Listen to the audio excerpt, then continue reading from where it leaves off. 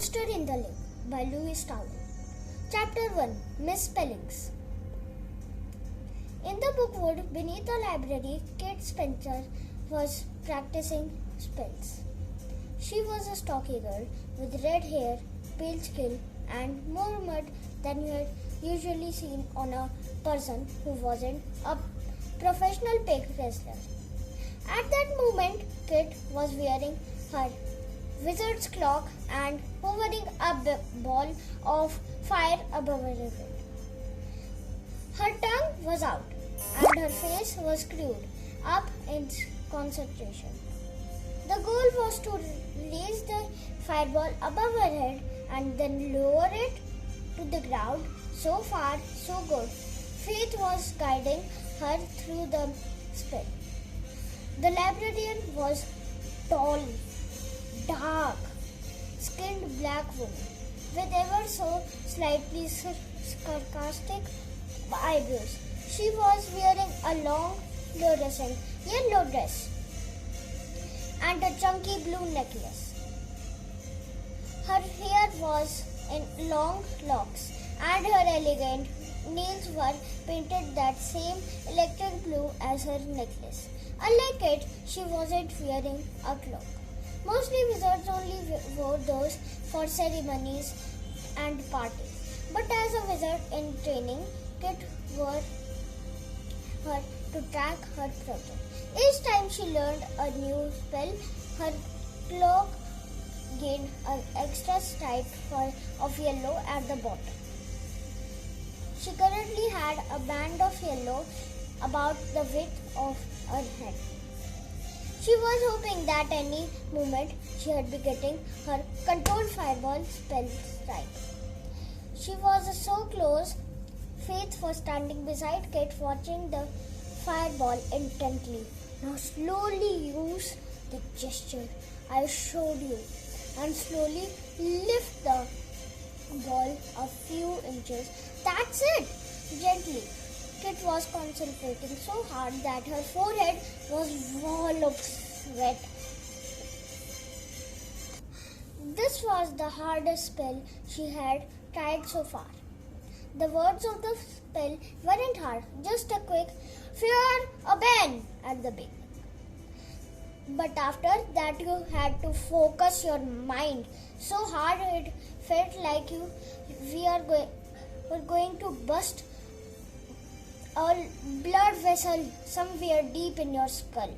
Now in the moment, Kate could feel the magic flowing through her as she focused on the fire, keeping it in its ball shape, keeping it steady. She lifted her hands just a little. The fireball wobbled and dipped. But then it rose slowly. Kit felt something new building inside her. She had never managed to get this spell to work properly. This was supposed to feel like it was intense, almost painful. I'm doing it, Kit cried. I can feel it working. At which point the fireball flew up into the air and exploded like a firework. The treetops scattering lights of every color. Ah! Kit shrieked, shaking her hands as if they were on fire. Then tripping on her root and tumbling backwards onto her bottom with a bone jeering bump. Are you okay? Faith rushed her forward to help her up, checking her over for injuries. You're not burned, are you? Or in any way broken? No, I don't think so. Kit's bottom was bruised, but the heat of the spell had all flown upwards. She peered up above the trees to where the fireball and had exploded. Where did it go? She asked. Faith waved a hand above them. There, a protection spell above the trees to stop any magic damaging the library above. They absorbed your fireball spell. She smiled. So don't worry, it's safe to make mistakes down here. Kit screwed up her broom. The thing is, I thought the spell was working. I mean, it was working. I just don't know what went wrong. What went wrong? Something felt weird.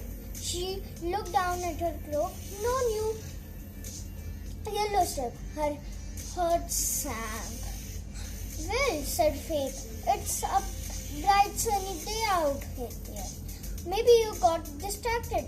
I'm guessing you actually want to be outside. Maybe you need a break. Kit felt annoyed. Sure, yes, she did have a habit of getting distracted. And it was a sunny August afternoon, and every other children her age was outside in the park or at the swimming pool. But she hadn't got distracted. Not this time. Faith picked up a pile of books they had been using and ushered her towards the exit of the booklet. Come on, I think that's enough work for today. Break time. I didn't just get distracted. Through, said Kit, not wanting Faith to think she was lazy. I felt something just before it went wrong. I had this rush.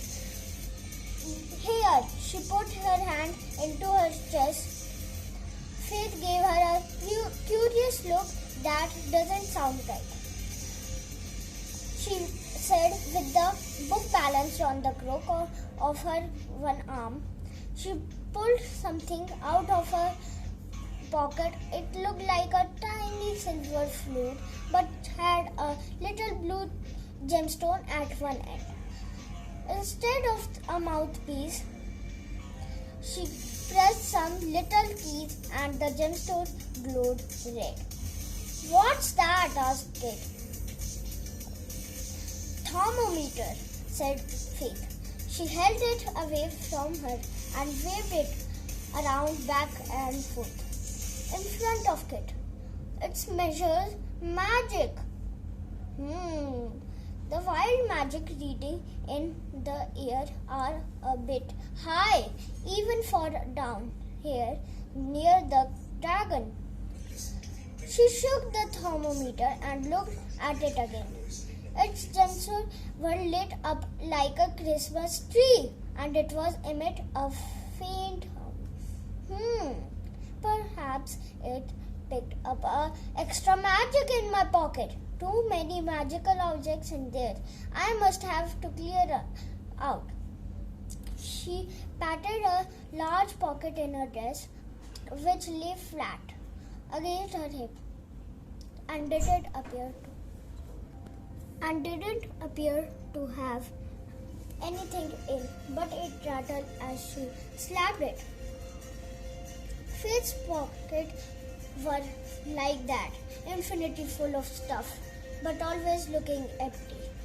Kit had begged to learn the spell that made them like that, but Faith had just told her it was a specific spell, just what happens if you stuff enough magical items into a normal pocket.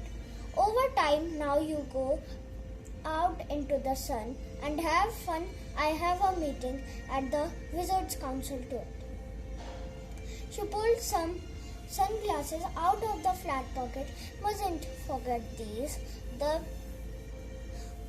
Wizards Council were in charge of magic in England, Wales and Scotland, and all librarians had to attend meetings with them at least once a year.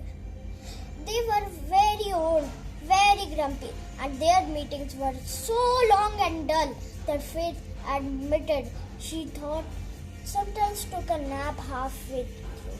The trick is wearing sunglasses, Faith had said. They don't know you are asleep if they can't see your eyes. Kit escaped into the sunshine, glad that she was only a trainee wizard.